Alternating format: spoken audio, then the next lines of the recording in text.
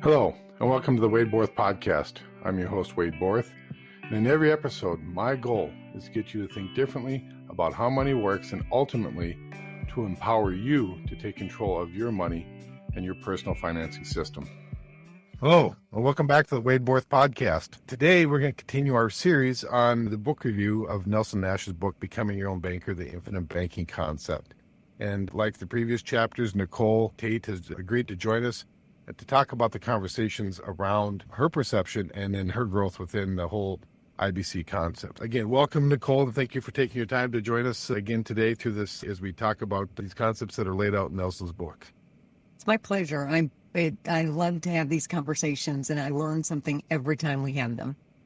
Well, and every time I read the book, I learn something new. So this is always, I have a lot of great takeaways even after doing the podcast, and I hadn't really thought about that or something you said spur that. And that's actually another great reason to read the book and then engage with conversation with other people that have read the book, because that is a way that you kind of grow in your knowledge and understanding, is having additional conversations and not just your take on it, but having somebody else's take. And that's why I appreciate it, you being on the podcast, because you do have a different take than what I do. So it's always helpful. And it's always refreshing. It's always a win-win when we do these things. So today we're going to talk about capitalizing your system and implementation. This is on page 65 of Nelson's book. And this, like a lot of chapters in Nelson's book, it's a short chapter, but there's a lot packed into a short chapter. We'll hopefully try to make this kind of short and sweet, because if you've listened to the previous podcast, and if you haven't, we encourage you to go back and listen to the other ones, talking about the different chapters and the different ideas in the previous chapters of this book.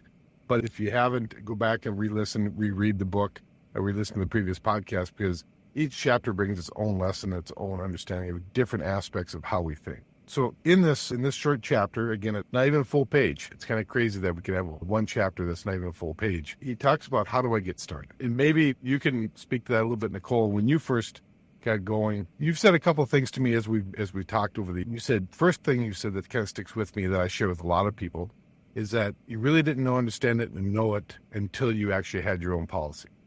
Right. Until you actually started implementing these same concepts, because that's when you really start to live it.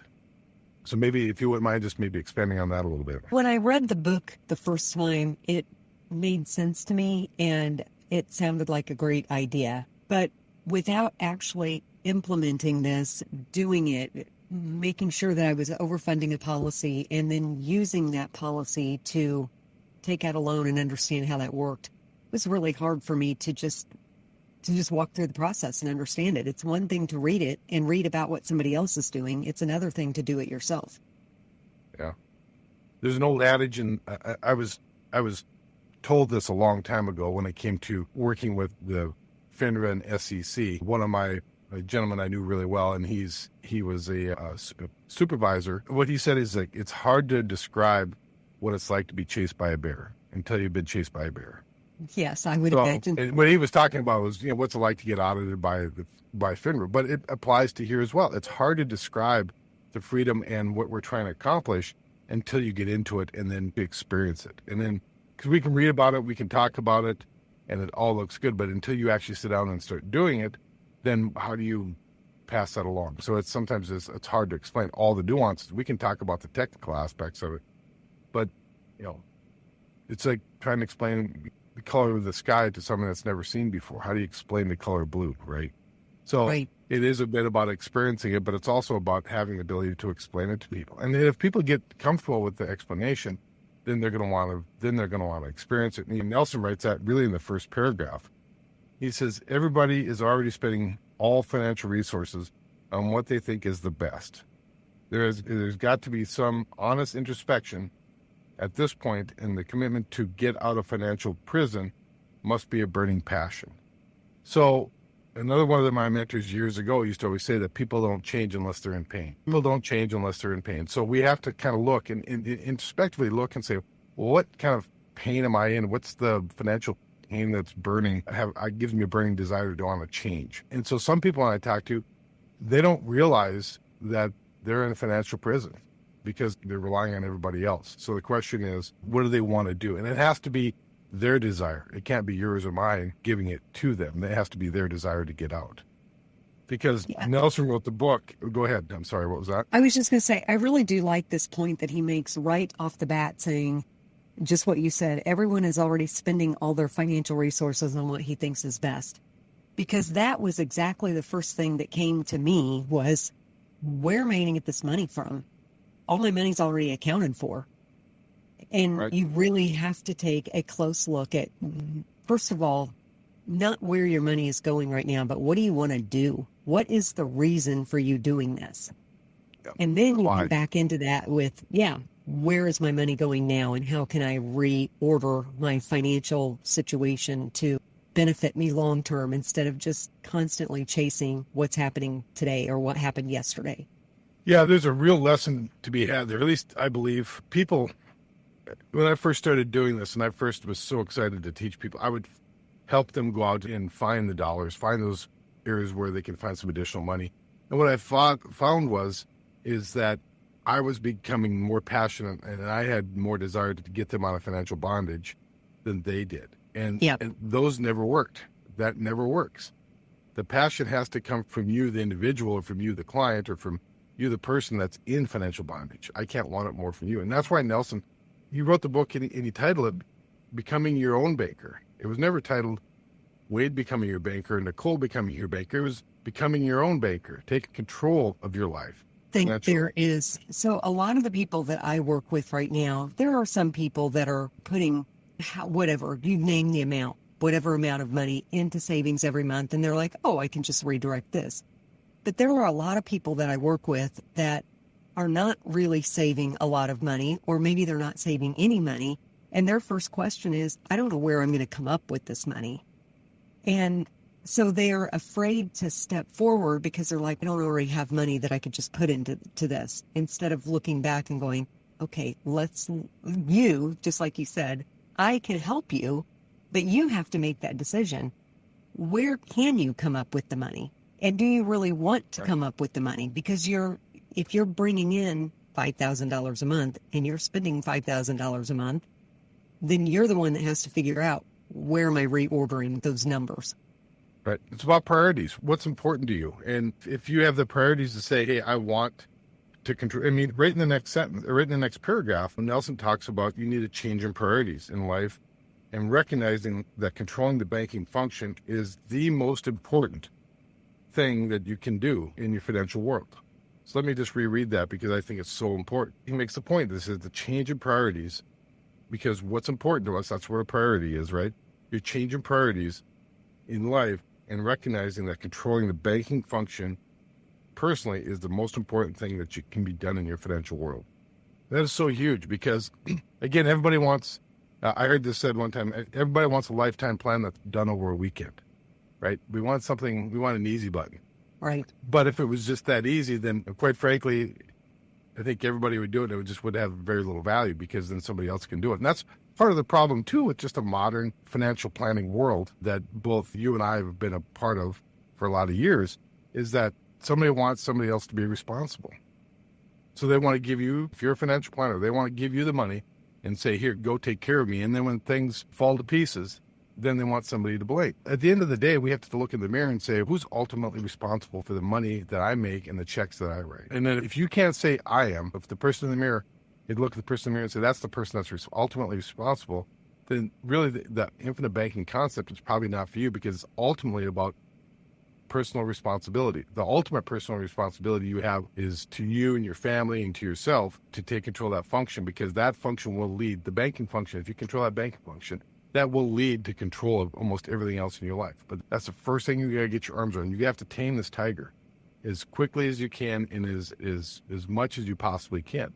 Because until that point, until it becomes a passion that you want to change this and you want to go through, there's going to be, I don't want to say hardship. There's going to be some difficulty because it's changing our habits or changing our thought process, changing the way we're conditioned to think. And it takes time, it takes reading, it takes time, money, and discipline, like I've talked about in the past. Yeah. Some people don't want to have discipline. They don't want to have somebody hold them accountable. At the end of the day, I'm never going to hold anybody accountable. I ask them to hold themselves accountable. Yeah. Sometimes we use the analogy of physical, and he uses it here, physical fitness or weight. Right. And if you think about somebody who has become overweight and they think, I'll start working out when I lose all this, you have to say, okay, how are you going to lose all the weight if you're just going to sit around and do nothing until you lose all the weight? It's kind of the same thing with this. How are you going to take control of this until you take control of it? And yes, it's going to be challenging because it's a different set of skills and habits.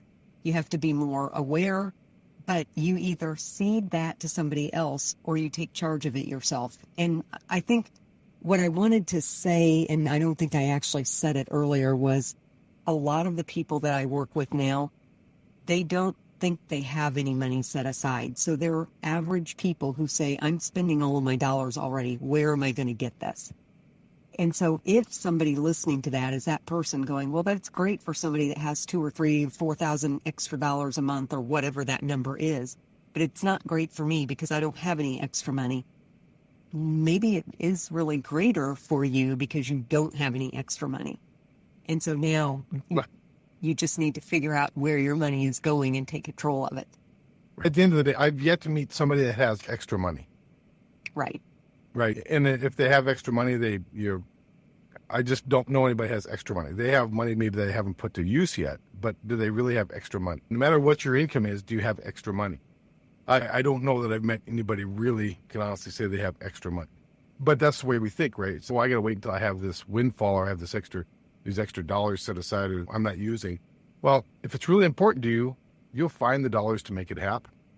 And so if that's the case, then, going back to your analogy, then we need a coach. All right. So our job, my job, and Nicole, your job as practitioners of IBC isn't to tell people what to do with their money. The way people make change in life is typically through one of two things, right? One of the reasons why they make a change is something very emotional happens to them, right? And then that forces them to make a change. It's kind of this eye-opening experience. But that doesn't happen with most people. It's about they want to change. They understand they want to change, so they need spaced repetition. They have to just do it over and over again, but with elite level coaching. And I think this is the real key, is that it's very hard to make this change without great coaching. And so the book that Nelson wrote here, Becoming Your Own Banker, it's the manual for coaching. And we're the coaches. We're the people that will help coach you through that process, because you can't really do this on your own. You're not on an island. I shouldn't say you can't do it on your own. You can. It's just a lot more difficult. So Why not incorporate a system, a game plan, that's the book, and then say, okay, who's done this?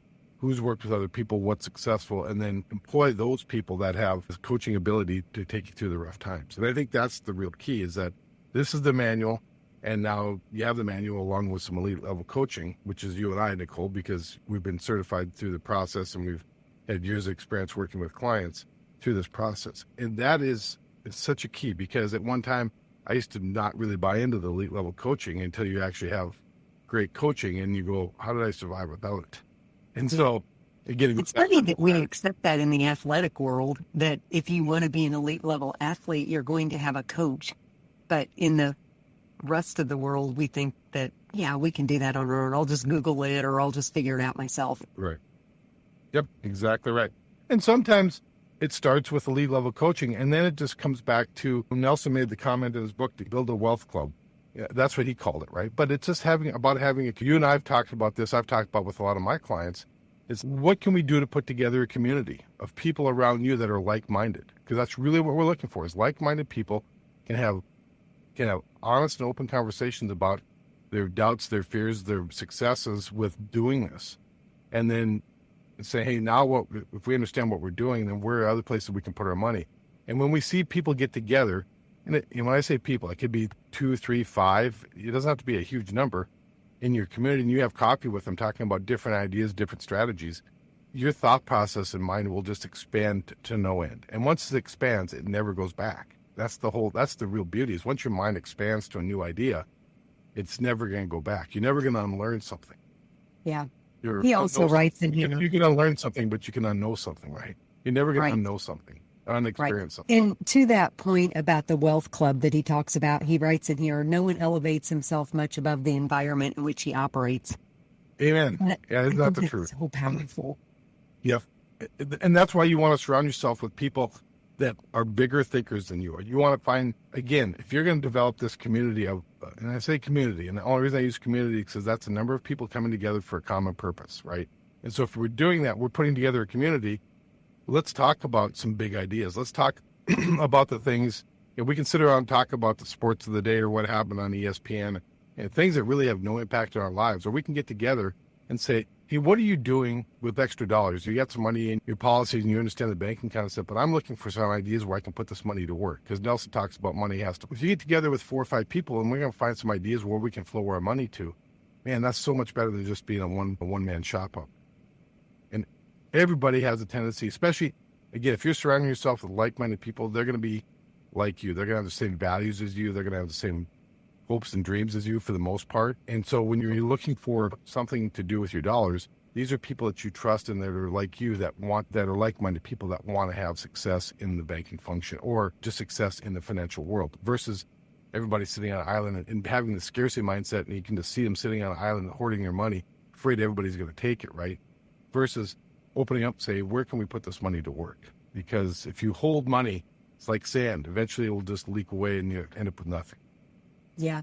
And I have mentioned this to you before, that when I first started reading and understanding this, that I was thinking about it in terms of only myself and my own family.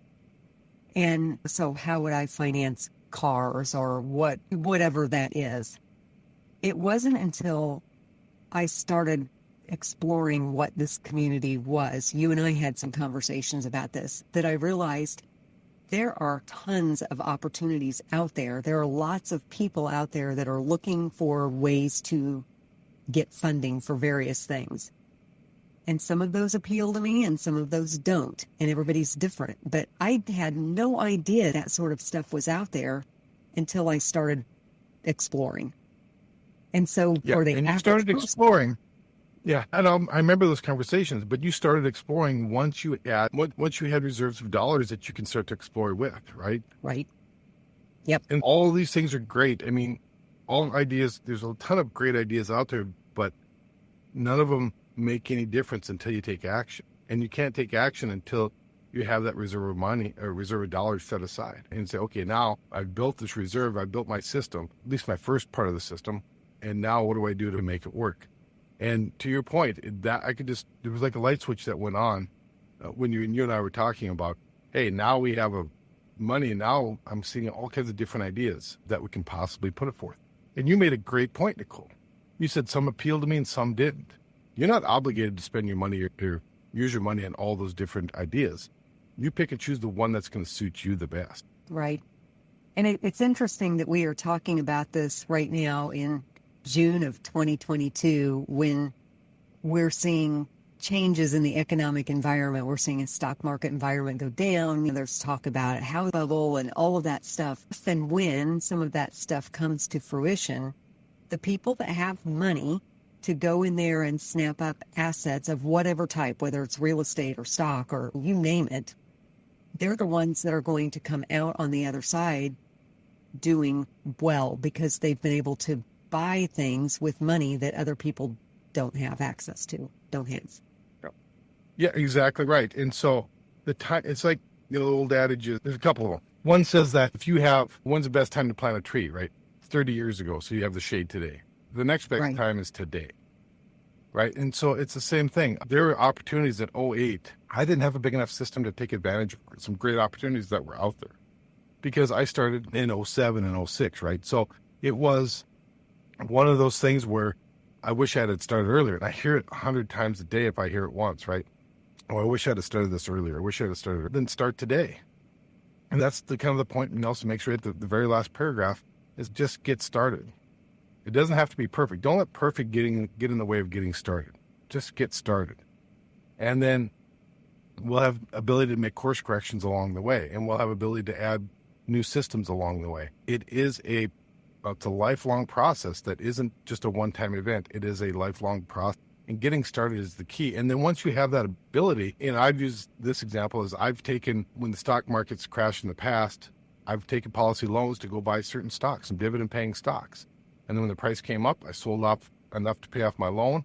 Now I ended up with stocks that are still paying dividends. So I'm not against the stock market. What I'm against a lot of times is that people think that's the only way to grow wealth. But when you have cash and you have access to money that's not restricted, boy, you're going to find a lot of great deals, especially in times of chaos. Yeah, absolutely. I think that's to your point. Yeah. And I mentioned the time that we're in right now, and you have alluded to this as well. It doesn't matter whether we're in a good time or a bad time. There's opportunities. There's going to be chaos that comes around. Things are always changing and fluctuating, and just being prepared for opportunities that come by is really what this is all about. Right. Having access to a pool of money that you can get access. Again, controlling the banking function in your life has got to be the burning passion that's going to make this change. And what I mean by controlling the banking function is that you have the ability to give a thumbs up or thumbs down to any project you want to go into, right? So taking advantage of, again, real estate back in 2008 or the stock market, name the crash, right? So even back in the start of COVID, when the stock market went down 30 or 40%, I'm like, hey, let's go out and buy a basket of stocks that I think are going to be good, oil stocks or whatever it was. Those were great moves, but it was only available because I had the ability to get money in a day and said, okay, let's take advantage of these. And so that's the real key. And where interesting part is that people don't want to do that because they're not in pain today, or maybe a year ago they weren't in pain because now the stock market's down to 20 or 30%, whatever it's down. But they weren't in pain a year ago. Or when farming was great, farmers weren't in pain when the price of grain, of corn or wheat is at $7 or $8. There's just no pain there. So that I don't have to do that. I'm not preparing for the future. Well, that's the time you should be doing it. So when the time of pain comes, you can I don't want to say take advantage of it, but you can be in a position to say, okay, I can now be the person that can buy this, or I can invest in this because now the pricing is cut in half for real estate or whatever it might. It's just the lack of preparation is what's killing us. And because everybody wants to be able to do it today. Again, this is a lifelong system, lifelong process, and use a system. You just don't build it in a day. It takes a mindset, and it takes somebody that has a passion, a burning passion, to get it done. And I think it seems like maybe he puts this someplace else in the book, but it says, if you know what is happening, you will know what to do. And so I highlighted that again because that phrase continues to come up. If you know what's happening, you will know what to do. Yeah, I don't know if it's in there other times. I know it's here. I use it all the time in my daily life. I live by that. If you understand what's going on, you'll know what to do. And my job, and really your job, Nicole, is to help people understand what's going on.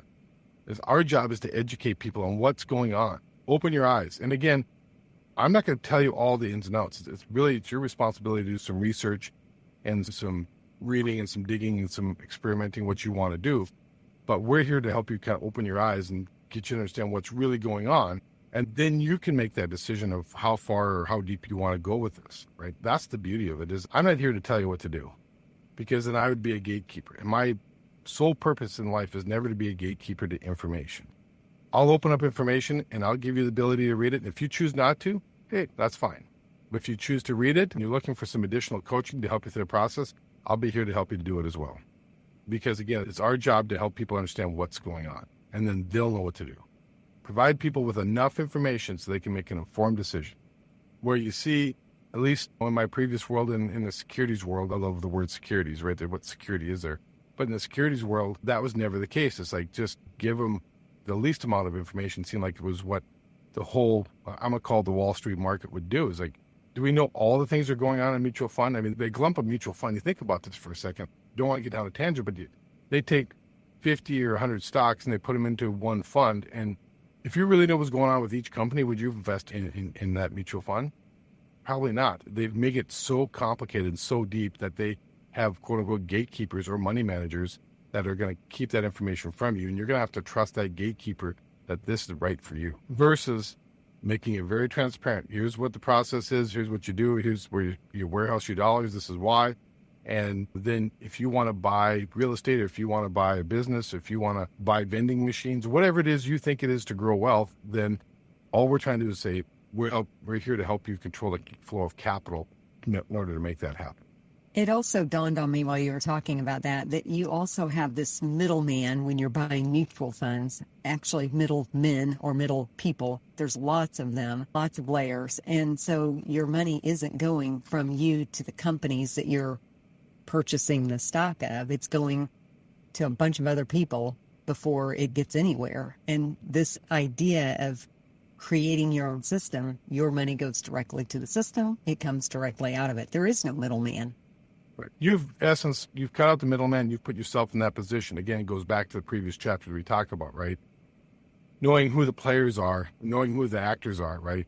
And so if we can put ourselves in a position of being the owner, the depositor, and the borrower, and put ourselves in all, then we are ultimately in control. Right. Versus relying on other people. And to your point, with those different layers, every time somebody touches the money that you go somewhere, there's always a little friction. There's always a little bit of glue on the fingers. They always take a little bit off the top. They don't do it for nothing. People aren't working for free. Yeah, that's right. That's right. But I think that's a discussion for a different topic. I don't want to really get down that way right now. So at the end of the day, to really just capitalize, to wrap this chapter up, capitalizing your system, it's about, do you have the passion and desire to want to take control of the banking function in your life? And if you do, then prioritize what's important to you. What's important to people, look at what people spend their money on, and it'll tell you what's important to them. Just pretty simple, right? You can kind of see that. And say, okay, what are you spending your money on? Where are you directing your dollars? And if you truly have this passion and want to take control of the banking function in your life, take somebody that's worked with other people, that's done it themselves, get some elite level coaching, and have them help you through the process. Because again, it's a simple process, but it's not always easy, because it is a lifelong process. And once you've done that, then you're going to find tremendous freedom. And it's just about what's really important to you and how much do you want to prepare for what's coming in the future to take advantage of chaos and opportunities. Yeah. Short chapter, a lot in there. A lot in there. Every word seems to have a different set of values attached to it, because it's just so much there in that page and a half, or 3/4 of a page, I should say. And then the other part of it is to surround yourself with that community of people that are like-minded, right? What are we doing to put people around us that are thinking the same thing versus having people tell you that you don't know what to do? Because that's really where we have to start evaluating is, if I'm going to do this, if I'm going down this pathway, who am I going to surround myself with to support me in my time of doubt and need? Is it people that are wanting to tear me down, or people that want to lift me up? And so that's why it's important to find that community around you and help build it. You might be the first one to build it. And I've had clients that said, hey, Wade, would you speak to my group? And there's 3 or 4 people in this group. And we get them to understand the banking concept. We get them to understand Nelson's book. And now Nelson calls it a wealth club. Okay, that's fine. Whatever you want to call it. Now we have this community of people that are also, now they're supporting and uplifting each other and helping try to flush out with what's really going on, so they absolutely know what to do. And then they're finding tremendous opportunities. That's the fun part about it, is after they've done this a while, they're finding tremendous opportunities to put their money to work, to have their money flow. And that's the real fun part, is it takes some time to set up and put this organization together, this community together. But once they've done it, man, they're seeing some tremendous success. And it's in the craziest ways, right? There's not one specific way that they're doing it, but they're finding a lot of different ways to put their money to work. Anything else in this chapter? I'll let you kind of wrap up with the last word. I do a real poor job of getting you the last word, because I always seem to want to add something at the end, but I'll give you the last word if you have anything that you wanted to add. No, I like the fact that you ended with the organizing your own, as he calls it, wealth club. He does write in here, you don't want to become a victim of feeling like you were the Lone Ranger. And I think there's a tendency to think, at least there was with me, I don't know anybody else who is doing this. And there are lots of people doing this. And so you just need to find that group of people, or create that group of people around you, like you said, so that you can begin to stimulate. And he talks about this. He said the following chapters will help in stimulating your imagination so you can find sources of premium, but it should also help stimulate your imagination in finding sources of places to put that money to work. Exactly right. Get the money and then put it to work. And you be the one that's in control. Yeah. Good conversation this morning. All right. Thank you, Nicole. Appreciate that. If you're enjoying this podcast, or know anyone else that might be interested, please be sure to hit the subscribe button, and please leave a review. This will help this podcast reach and help more people by ranking higher in searches, and ultimately help more people get out of financial bondage. And don't be afraid to share this podcast with your friends and family, as we can be easily found on Apple Podcasts and Spotify.